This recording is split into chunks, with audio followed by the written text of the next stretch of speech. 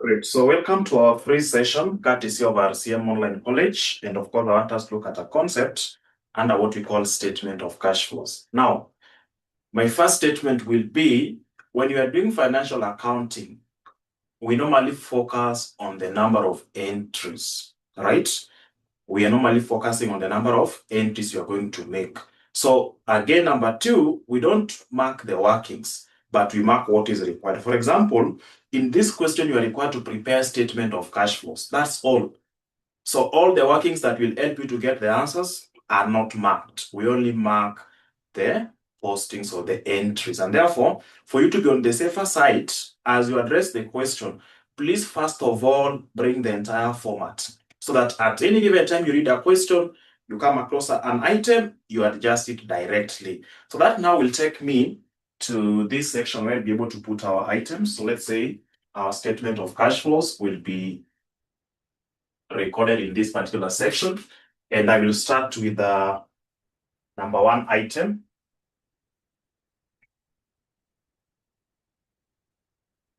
I'll start with the number one item, that is the title.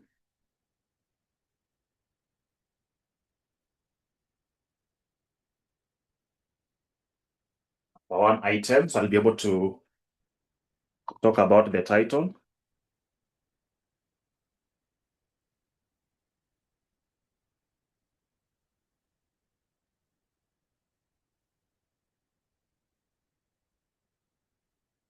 Thank you.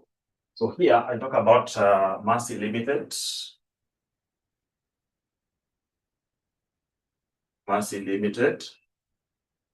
Statement of cash flows.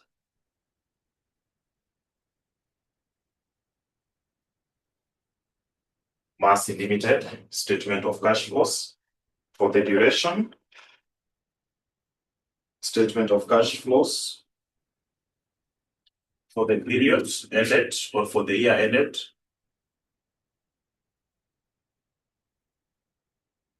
For the year ended, so what do we have there? 30th September 2025. So we have 30th September 2025. That's what we have. Now, as you prepare the statement of cash flows, definitely we'll have at least two columns here. I hope the figures are given in thousands. So we have to take care of that. Shillings. The first item, we'll talk about the titles. We talk about cash flows from operating activities, right? So we talk about cash flows or talk about operating activities. Operating activities. Now, under operating activities, we know what to start with. We'll do all those adjustments and, of course, get to what we call investing activities.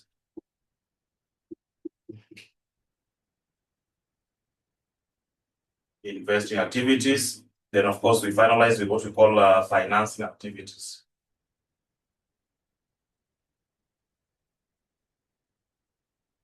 Financing activities. Good. What is the starting point? So the starting point depends on what you have been given in the question. The usual starting point is what we call profit before tax. So if you have profit before tax, that will be your starting point. If you don't have that, maybe you have profit for the year after adjustment for the taxes, you now have what was supposed to be transferred to the statement of financial position under reserves. That is what you pick, right? And you'll understand what normally affects your profit after tax. If dividends were paid, then of course that will affect your profit after tax. In our question, I can see we have been given the appropriation account for the year ended 30th September 2025. And the first item there is profit before tax, which happened to be 21,600. So imagine you've not even looked at the additional information. You just come and give us here profit before tax. When you indicate 21,600, imagine you are copying and pasting. So 21,600 will already give you a mark, just like that. Then we can move down and look at the items given there. We have now corporate tax. We have dividends, both interim and proposed. The statement of financial position is given there for the 2 years. The comparative statements are given there. Then down we go to additional information. Why am I going to additional information? There are some things that you'll be copying and pasting from the additional information. Like number one, we are being told that the revaluation reserve relates to freehold land and building. So it means any increase in the value of land and buildings, one of them is as a result of the upward revaluation. And revaluation is not cash. What are we preparing? Statement of cash flows. We are tracing the movement of cash. If it is not money coming in or going out, then it is referred to as hot air. It should not affect our statement of cash flows. That is why the first thing we'll be doing after recording the profit before tax is to do adjustment for non-cash items, right? Now, in this meeting, is there someone who has ever gone to the bank and paid for this expense in the name of depreciation expense? Is there someone, either this year or last year, you went to the bank and of course paid for the depreciation expense for last year or for even just a single month? Is there someone who has ever done that? Is there a company here who have ever drawn a check in the name of depreciation expense for a given financial year? Have you ever done that? Depreciation expense. Depreciation expense. So let's say for the last year, 2025, so somebody went to the bank and paid for that. Do you have any? Yes or no? Do we have someone who has ever paid for depreciation expense?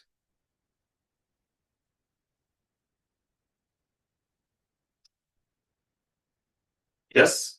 Say something?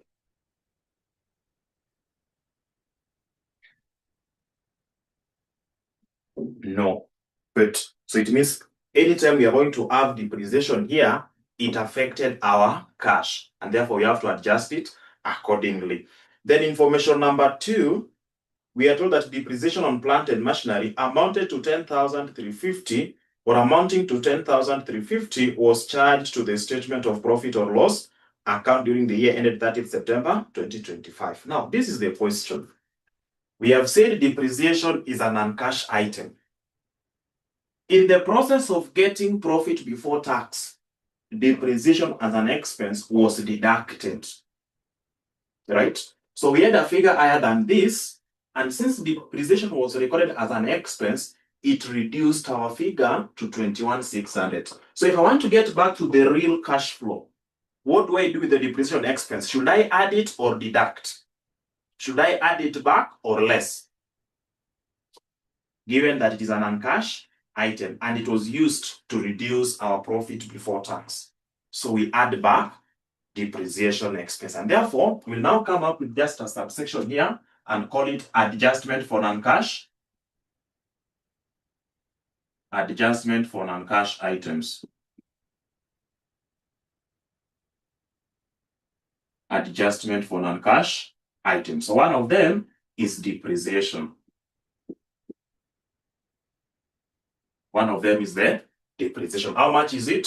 10,350. So we add it back. 10,350 because it was deducted. In doing so, so look at it. I've not even done any calculation. I've just copied these two things. Already I'm having 2 marks. Right? Information number 4. During the year ended 30th September 2025, part of the investment was sold at a profit of 1440. At a profit of 1440. Yes, you will have the total income minus total expenses to give you profits. But whatever you normally receive into your bank account is not the profit, but is the total proceeds, right? Is the total proceeds when you sell an item or when you dispose an asset. So in that particular process, yes, an investment was disposed, and it was disposed at a profit. Remember, this profit was taken to the income statement and it exaggerated or increased our income. we do not know whether this profit was finally paid into the bank account of this company. So, in the process of arriving at 21,600, that profit was added. It is part of 21,600. And since we cannot tell whether it was finally paid into the bank account, what do we do to the profit on investment? What are you supposed to do to the profit on investment?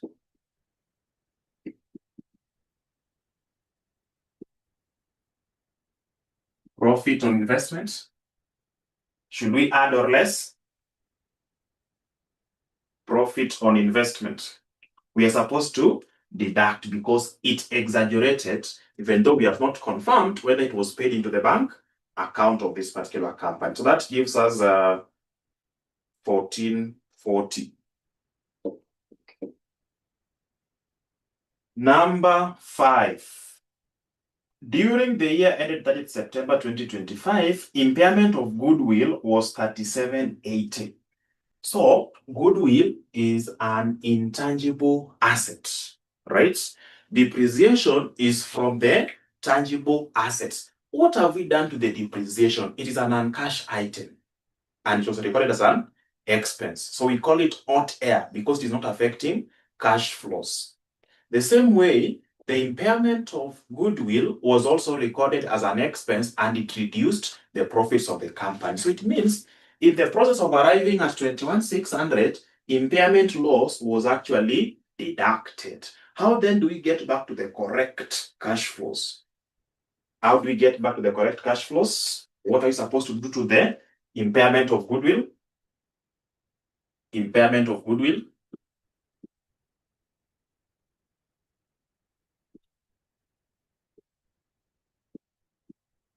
Do we add or less?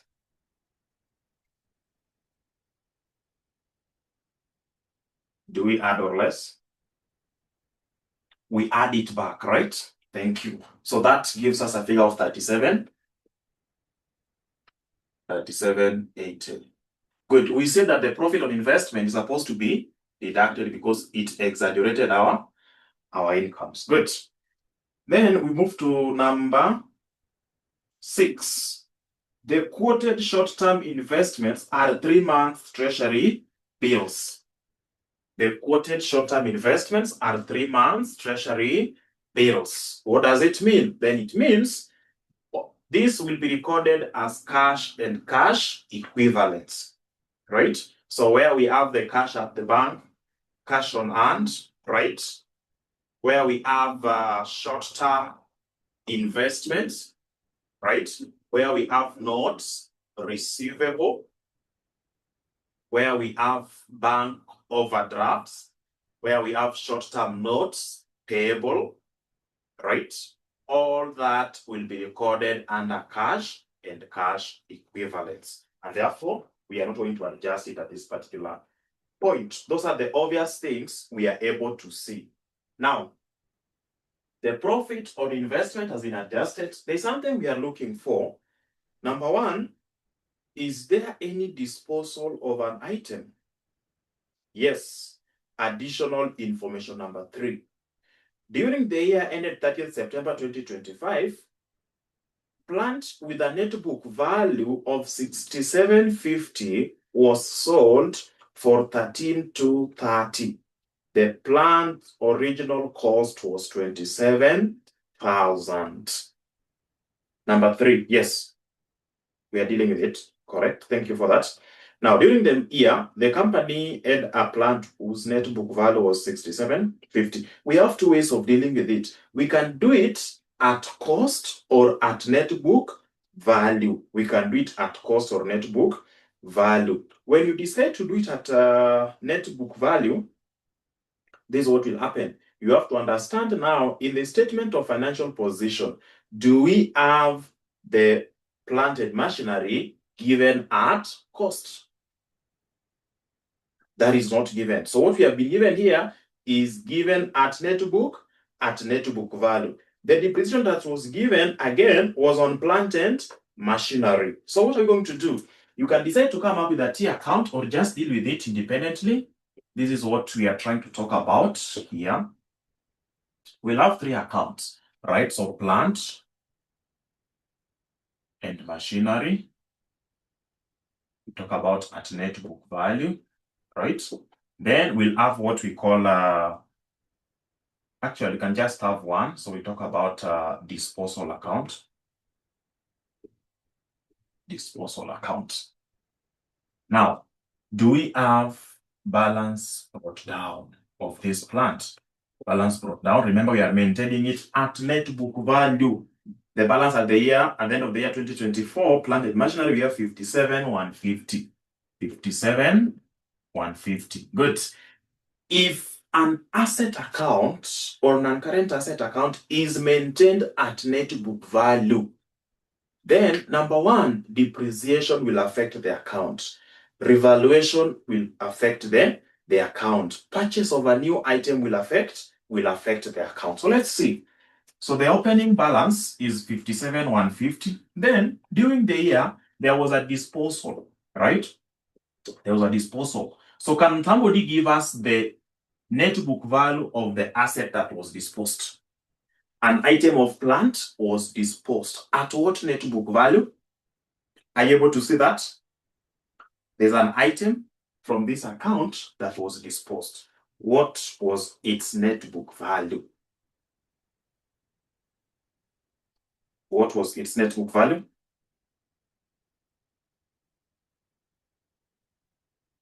Somebody. It must be somewhere there.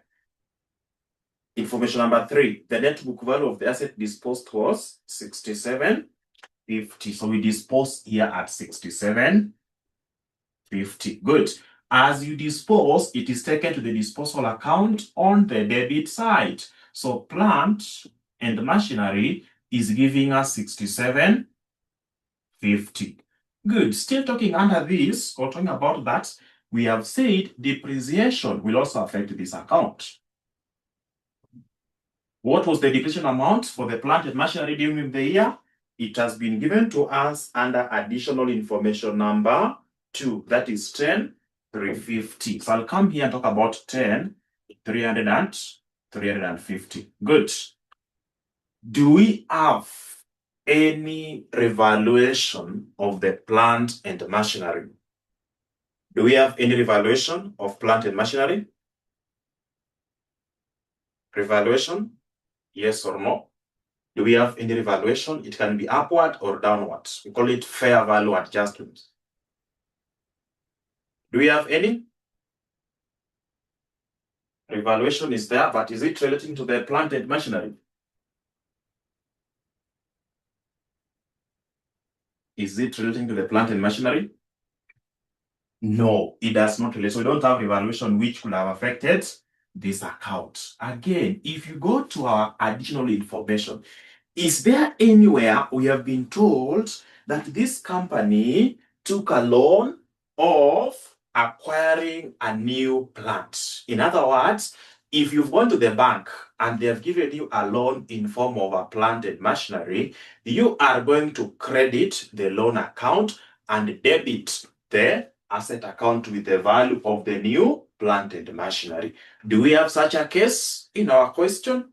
No. There is no asset financing loan that was actually taken. There was no loan taken in form of an asset, specifically plant and machinery. So there is nothing like that which would have affected our account. So having done all that, we are being told that balance carried down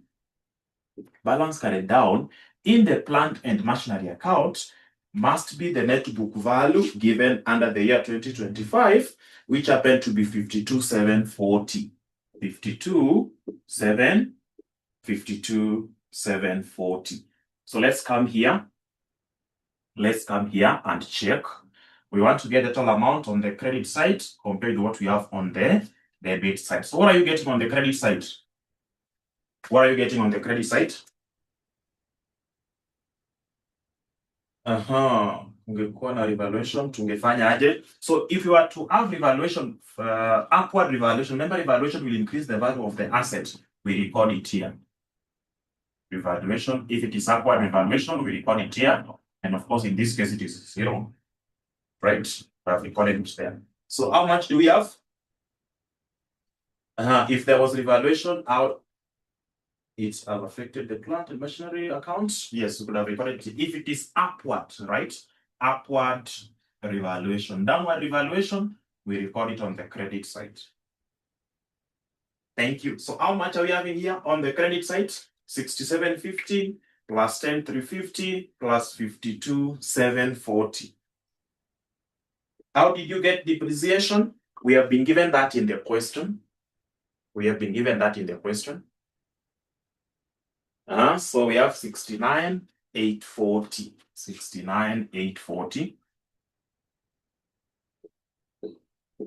69,840. So automatically you can see 69,840 is more than 57,150. So bring the 69,840 here. Good. The next question is, how much do we need to make this account balance?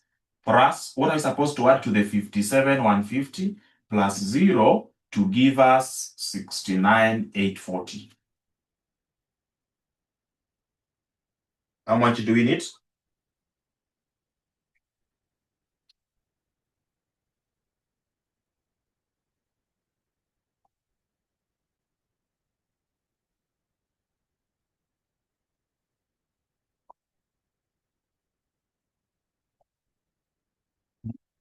$12,690. So we need 12,690. What does it represent? Now, since we said there was no loan taken in form of an asset, the only thing that can now affect or relates to this is a new plant and machinery that was purchased. And in the process of purchasing it, this company incurred money. What happened when you purchase? You give money to your supplier and you get the asset. That is cash outflow. That is cash outflow. So as you go to the investments, right? Under investment, you will first of all tell us we have what we call purchase. Purchase of plant and machinery. How much is it? 12,690. Remember, 12,690 is a cash outflow, so you put it in negative. That is cash outflow. Perfect. Let's now go back and attack the disposal account. Which asset are we disposing? Plant and machinery. We are disposing it at net book value. When you come here, you record it at net book value if you have transferred from this point. Then the next thing, on the credit side of the disposal account, you will tell us the amount this company received in exchange of their asset. Do we have that? Sometimes the examiner will give you this in two ways. Number one, the gain or loss on disposal, and then you're supposed to get the proceeds, right? Or sometimes they give you proceeds, then it's upon you to identify the gain or loss on disposal. So what have you been given in the question? Proceeds on disposal of the machinery. How much is it? Proceeds on the disposal of the machinery or plant. How much did the company receive in exchange of their asset?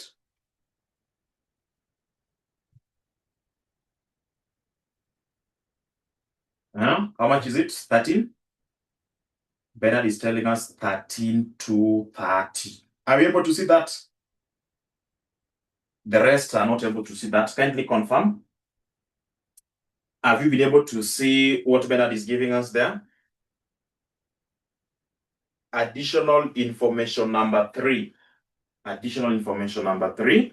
The company disposed their asset and the proceeds was 13,230. So number 1, this one here was actually paid into the bank account. So bank 13,230. From this part only, look at it. We are getting 13,230 from the bank on the disposal of the plant and machinery. So you come to the investment or investing activities here and talk about proceeds on disposal of machinery. How much is it? 13,230. That is a cash inflow. I've not even calculated anything. I've copied the figure from the additional information and already I'm having a mark there. Good. So let's come back and attack the disposal account. The value of the asset this company is disposing as at the time of disposal was 6750. But whoever purchased this asset gave them 13 to 30. Was this asset disposed at a gain or a loss? Was it disposed at a gain or a loss?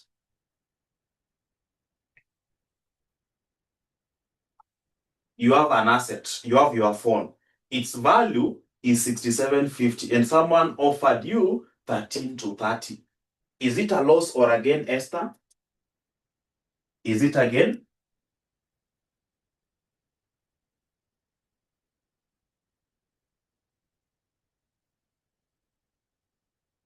Esther, recheck. Your asset is only 6,000 and somebody has given you 13,000. That's a gain, right? That's a gain. Good. Now, how do we then balance the disposal account? Because disposal account is balanced by a figure which is being taken to the income statement, either as a gain or a loss. So let's balance this account. Let's balance the disposal account. So 13 to 30, 13 to 30. Whatever will be balancing my account will be on the debit side of the disposal account, and that will go to income statement. How much is it? How much do I take to the income statement? 64.80. Okay, so we have 64.80. Good. I hope I'm addressing someone who has been taught double entry. I'm addressing someone who has been taught double entry. For every debit, there must be a credit, right? Now, this item being taken to the income statement, in the disposal account, I have debited it, right? In the disposal, so disposal account, I'm debiting it in the disposal account, that is 64.80, and you can see it is going to income statement. So I'll be crediting the income statement, right, with the same figure 64.80. When I take a credit to the income statement, am I talking about again, an income or an expense? When you take a credit transaction to the income statement, are you talking about an income or an expense? It is an income. It is the gain. Remember, now look at it from this point. The real amount that we received into the bank account of this company is 13,230, which we have recorded here as proceeds on disposal of machinery. That is the real cash. Now, there's this amount we are taking to the income statement and referring to it as a gain, right? Or an income. As you are preparing your income statement, after getting the gross profit, you came up with some items called other income. And one of them was the gain on disposal of machinery. So it means our profit before tax of 21,600 includes that gain of 64.80. We have been able to see that 64.80 is not real cash. The real cash is 13 to 30. Now the question is, our 21,600 is exaggerated by this gain. What am I supposed to do with the gain on disposal of machinery?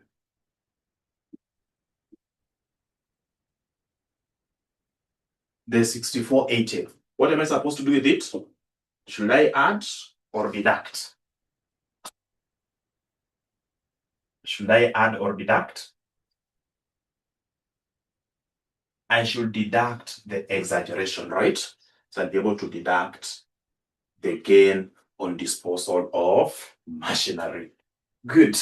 That is when you are to do this when the account is maintained at net book value. What if this was to be maintained at cost? If the account was to be maintained at cost, we must get plant and machinery at cost, right? We must get it at cost. Then we have to come up with what we call accumulated depreciation account, right? Then we now end up with the disposal account.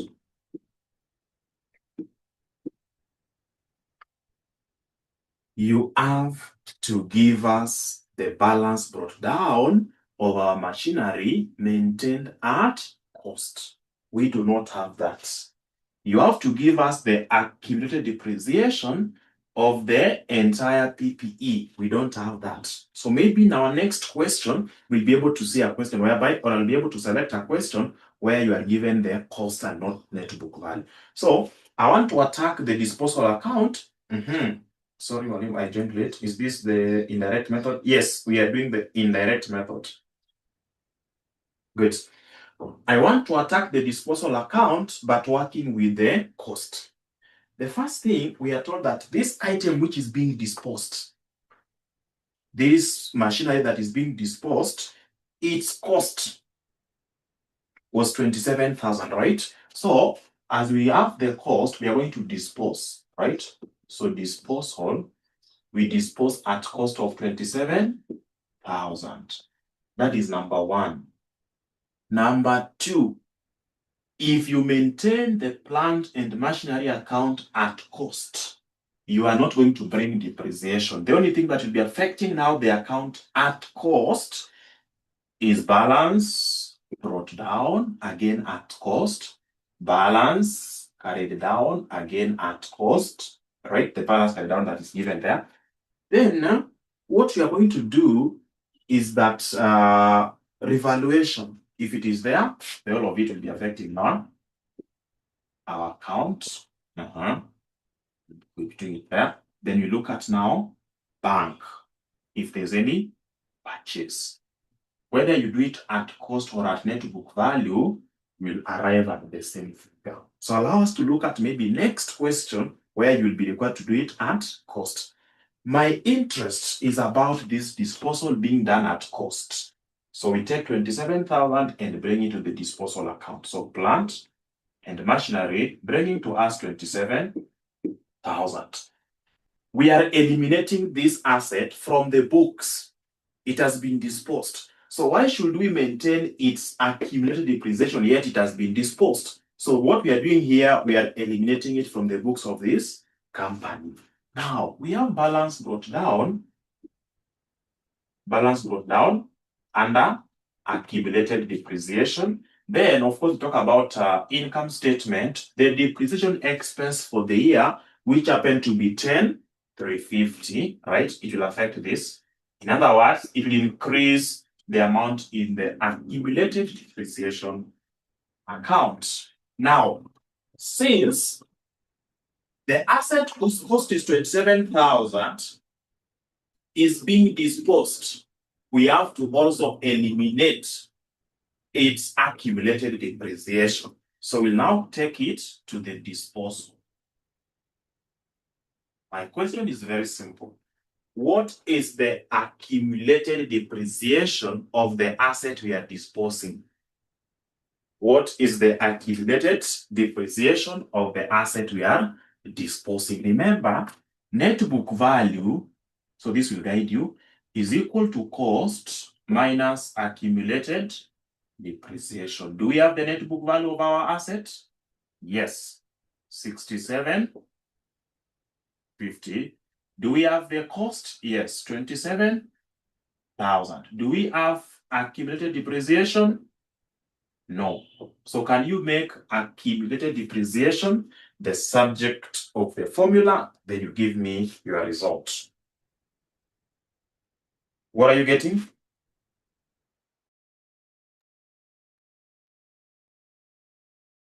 Accumulated depreciation.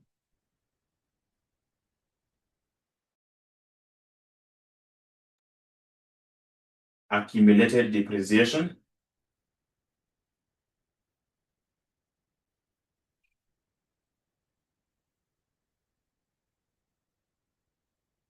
$20 to $50. $20 to $50. So what we are removing from the accumulated depreciation account, the whole of it, is 20 to 50.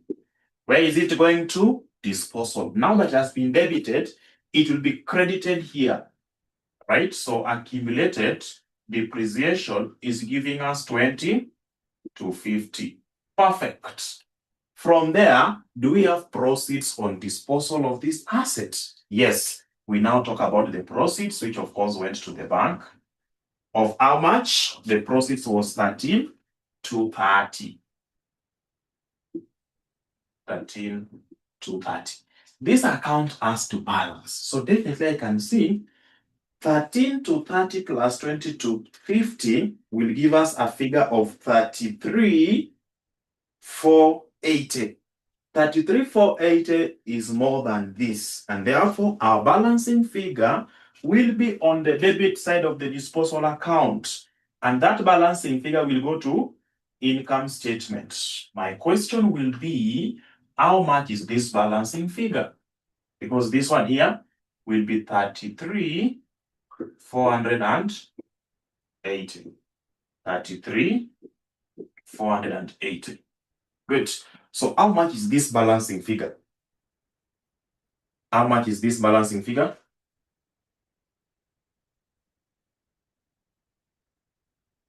$64.80. $64.80. So we have said, if I debit the disposal account, I'll be crediting the income statement, and a credit means it is an income, and that automatically represents gain on disposal of our PPE. So that's another method of getting the figures when the account is maintained at cost. When the account is maintained at cost. Are we together up to that point? Are we together up to that point?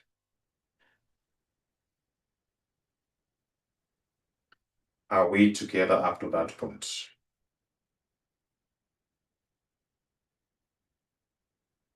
Are we together up to that point?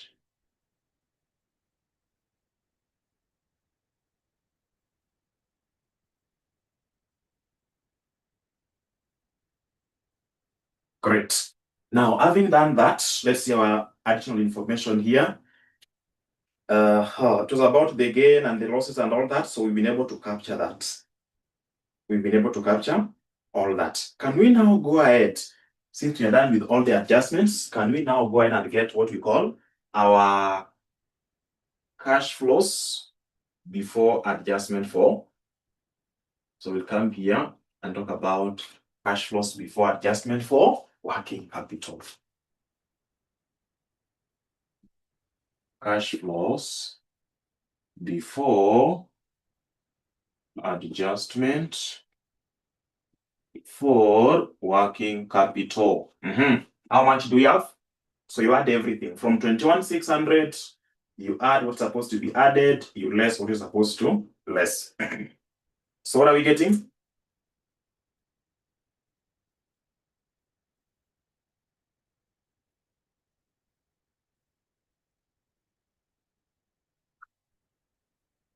What are we getting?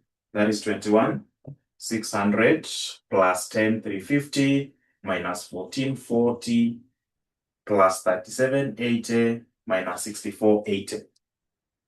What are we getting?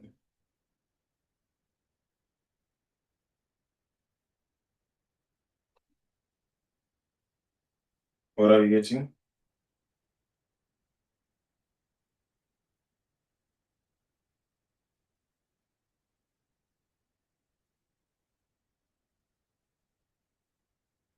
$27,810.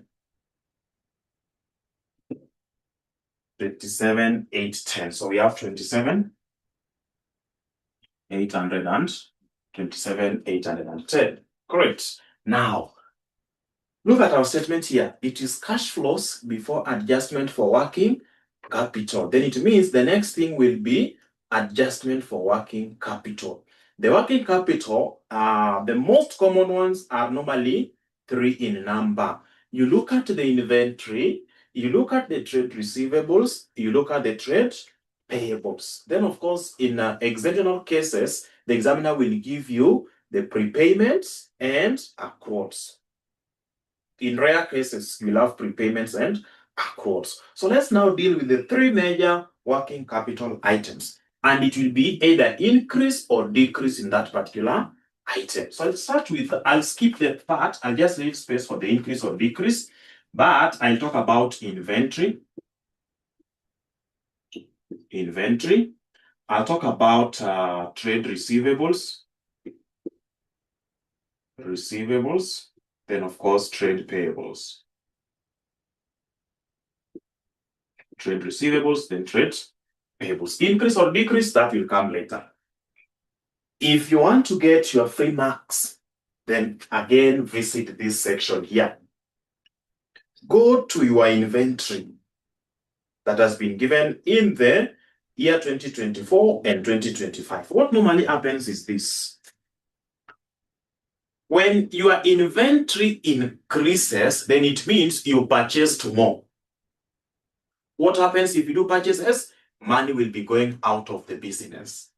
When your inventory reduces, then it means you've sold what you are having. What has happened? When you do sales, you receive money. That is cash inflow.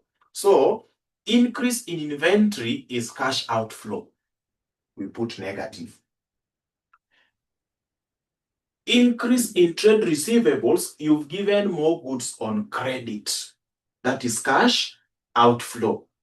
Decrease in trade receivables means your customers have now paid what they owe you, and therefore you will be talking about cash inflows, right? And that is the reverse now for the trade payables. Trade payables, if I take more goods on credit as a company, that is cash inflow, right? If what I owed my suppliers have reduced, then it means I've been able to settle the outstanding amounts, and therefore it is a cash outflow. That's how it operates. So even before you look at the sign, whether negative or positive, just give me the differences, right? So the inventory figure, I can see 78,300 and I have 9450. What is the difference between those two figures? What is the difference between the two amounts? 9450, 78,300.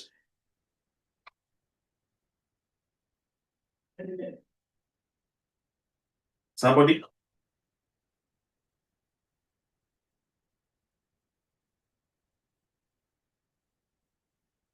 $12,150. So just put it here. $12,150. I'll bring the sign later. Trade receivables. Trade receivables.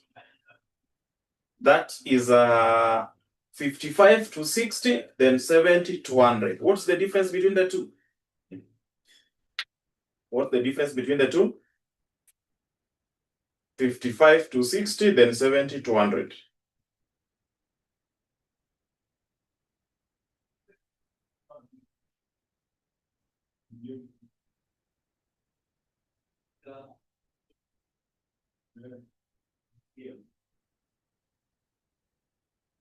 Debit and credit. I want you to go to the statement of financial position and we are comparing the balances of the same item. Somebody's having 14,940, 14,950, right? So which one should we rely on? 14,940? 14,940. Let's go to the trade payables. Trade payables. So trade payables is under current liabilities. I can see we have 52,650, 47,250.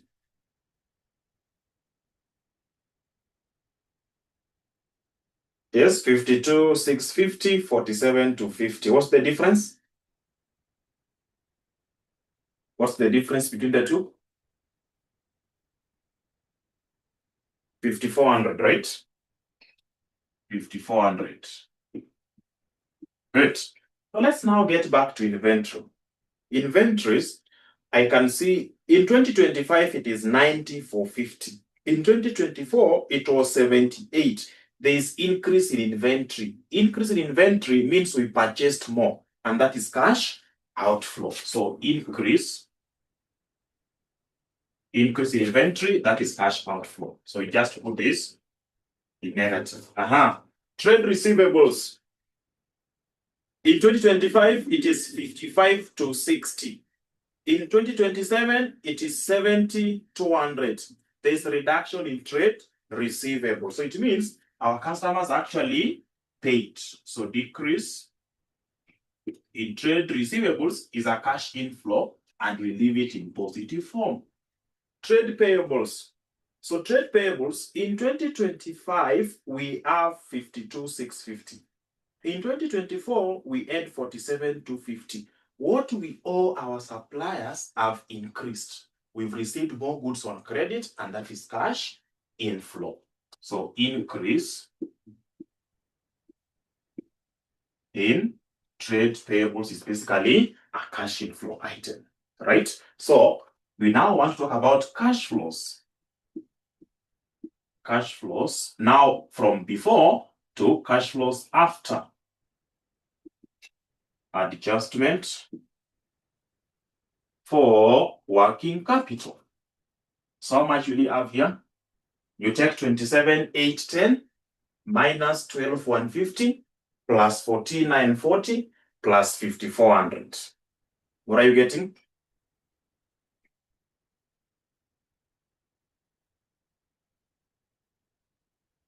What are you getting there?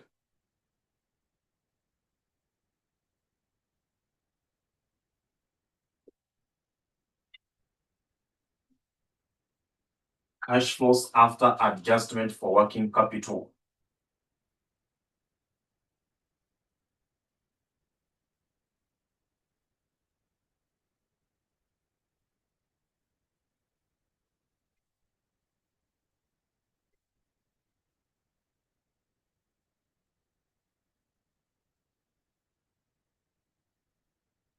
Cash flows after adjustment for working capital.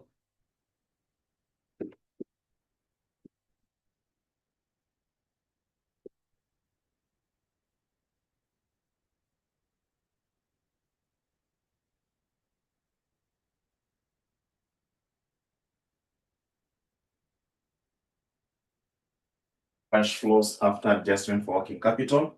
I can see 136,000. I can see 36,000. So which one should we follow? Which one should we follow? Add it, redo it.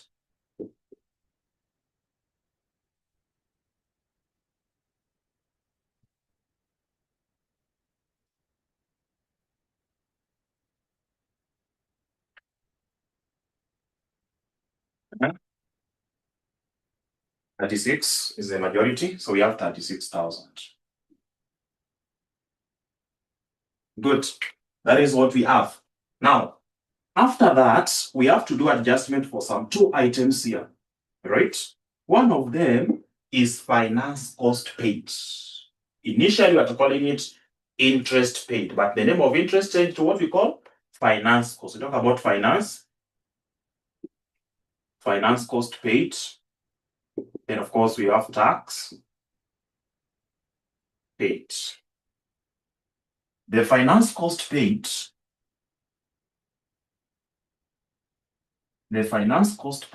we'll have it from this statement here. It is advisable you do it this way too, but on the safer side. So we talk about finance cost as a liability, right? Finance cost payable as a liability, right? Finance cost payable. So do we have balance brought down of the opening liability? You go to the statement of financial position under current liabilities and check, do we have finance cost payable, right? So in our current liabilities, we have trade payables, bank overdraft, proposed dividends. So there's nothing like finance cost payable. What if it has been put to be part of the trade payables and that information is given under additional information? We went through the entire additional information and it was not existing. So automatically, we don't have opening balance of the finance cost payable. If you have incurred any expense and you don't pay it, it becomes a liability. So go to the statement of profit or loss and check, do we have finance cost for the year? From the income statement. Income statement, did they mention anything to do with finance cost for the year? There is none. So we put a 0 there. Then you go to the statement of financial position again under current liabilities in 2025. Do we have balance carried down? There is none. So automatically it means there is nothing like finance cost payable that was actually paid during there, because if we add, we have to balance this account. Balancing this account means there's an amount that was paid via the bank, which will be recording as finance cost paid. As finance cost paid. So this one is not existing in our question. Let's look at the tax payable. I think we have something to do with the tax. Yes, we have something to do with tax. So I'll simply just change the title, since all of them are liabilities, to talk about tax. If it's just the simple tax, we can talk about current tax, right? But let me put it as tax payable. Tax payable. So balance brought down, we are getting it from 2024. The closing balance of taxation under current liabilities, I can see 5,400, right? Then balance carried down, at the end of the year, I can see 7380. 7380. Good. Now, the question is, do we have tax expense during the year? Because if you don't pay an expense that has been incurred during the year, automatically translates to a liability. If you go to the appropriation account, we have profit before tax. Then below it, we have what we call corporate taxation of 8,100, right? So I'll come here and record it from the income statement. This is an expense of 8,100. Do we have deferred tax liability? Under non-current liabilities, we only have the debentures. Good.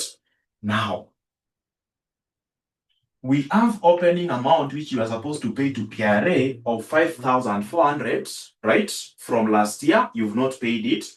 Then, during the current year, you've also done trading. You've been able to engage in business, and in the process, there are some taxes that have also accumulated. Of how much? Of 8,100. So the question is, how much do you owe KRA in total?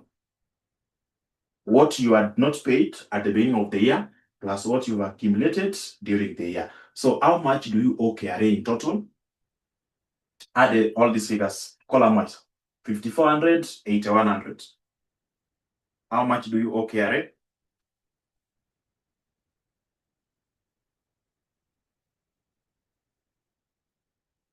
How much? How much do you owe the tax authority? Get the summation. 13,500. So it gives us 13,500. Total of this side, 13,500. Now, when we look at your books, we are finding that you are now telling us you don't owe them 13,500. You only owe them 7380. What has happened? It means you've paid them some amount. That amount which you've paid is what will record under tax paid. Pardon, where do we get the 8,100? The 8,100, this is income statement. So go to income statement. We have profit before tax. Then below that statement, there is now corporate tax for the year. The tax expense. That's where I got the 8,100. Good. So cumulatively, opening tax liability plus the tax liability or expense for the year which you've not paid. So we talk about 13,500, which you're supposed to pay in total. But when you look at your closing balance in the books and liabilities, we are finding that you are now telling us you only owe them 7380. What has happened to the remaining amount which you owe them? The missing figure represents what you pay to the tax authority. So that will automatically deduct money from the bank account. And how much is it? From your workings, 61.20 is what you now owe the tax authority. So that takes me to this particular section here, 61.20. So I'll come to this part and talk about 61.20. That is an expense. So let's talk about the total amount, which will be cash flows from or cash flows used in. Can you take 36,000 minus 61.20? I'll get a positive. So cash flows from, right? About net cash flows. Net cash flows from operating activities.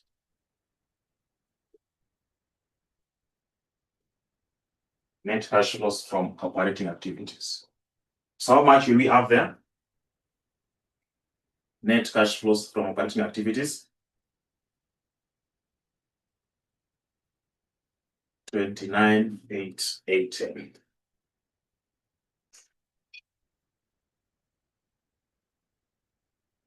$29,880.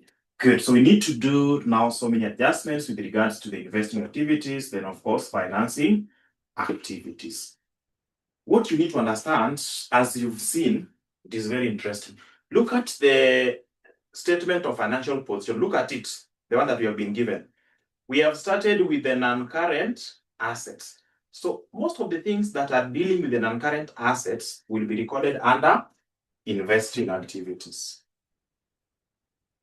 Current assets and current liabilities, you've seen where we are talking about them under the working capital items. Non-current liabilities and the equity items will be dealt with under what we call financing activities. Because once you have your total assets, will tell us it is financed by, then you now list the capital or equity items, right? The share capital plus all the reserves, then of course the non-current liabilities, right? So that's what we'll be able to deal with. Good. So I can see time is not on our side. And this question, we have to complete it during the normal session. So for those who have not joined our classes, you've just seen what is happening, and it is good you make up your mind and join our sessions.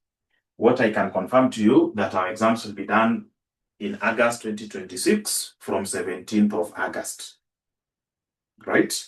And you've seen what we have here. So we have a nice package for you, right? Especially those who are working that are having limited time during the day. We have a perfect package for you. You either join our early morning class that starts from 5 to 7, or you join our evening classes that starts from as early as 6. And of course, depending on the number of classes you will be having, or the day as per the timetable, and ends at latest 10 p.m. Of course, each session will be 2 hours. We cannot have 4 hour session for the same unit. No, it will be a maximum of 2 hours. That's the first package we have for you, right? So if you are getting to work very early in the morning, you can join the evening. If you are getting to work from work very late in the evening, you join the early morning. It will work for you, all right? The good thing is you don't have to get the entire amount. No. Get half, start your class, clear the balance after 30 days. So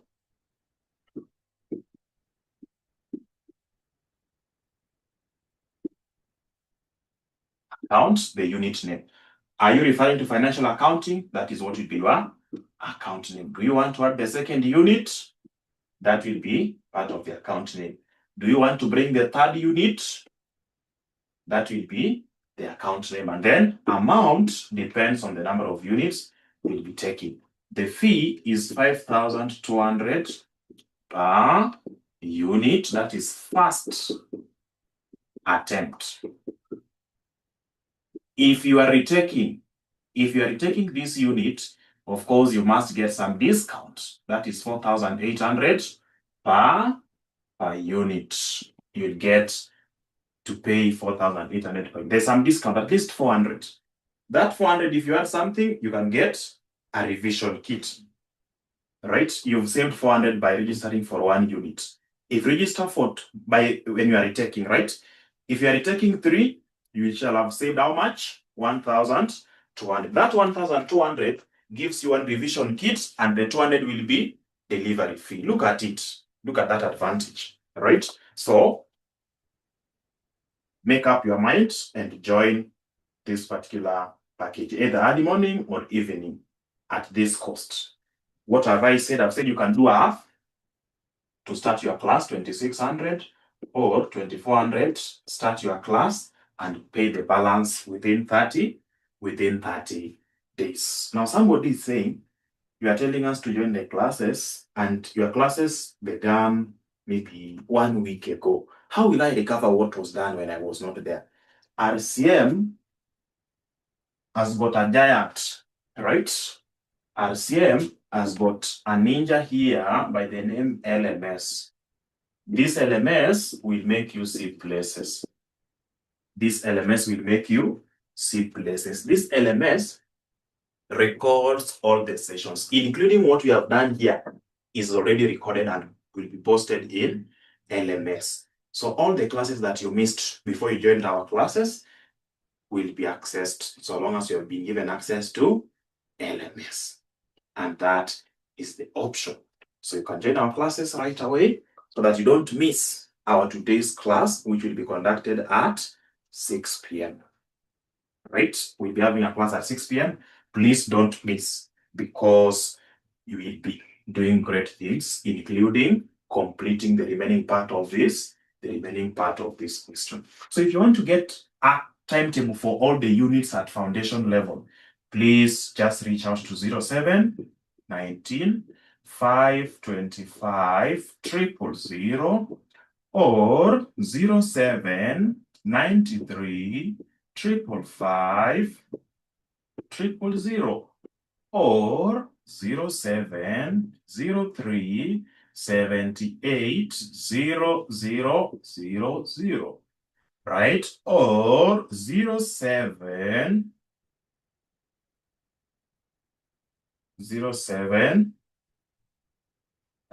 74 or 94 78 0000. So reach out to any of these numbers. They'll be able to share with you the timetable. They'll be able to give you more information about these courses once you make up your mind to join. Did you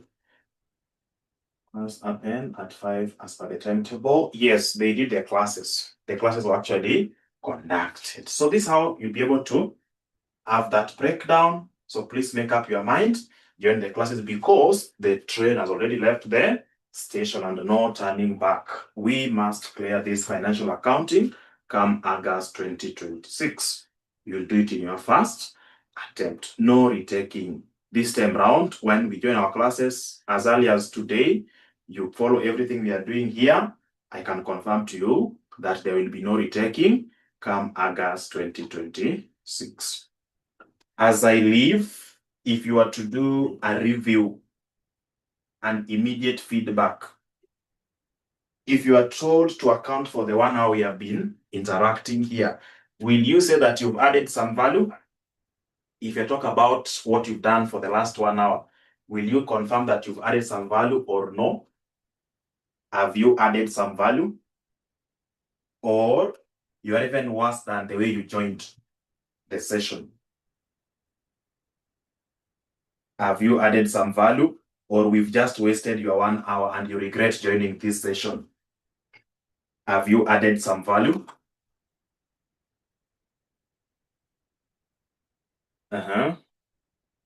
Thank you. And that's what makes these sessions very important. So should you find the time, anytime we share the links, kindly join, because you will be learning so many things at every single time.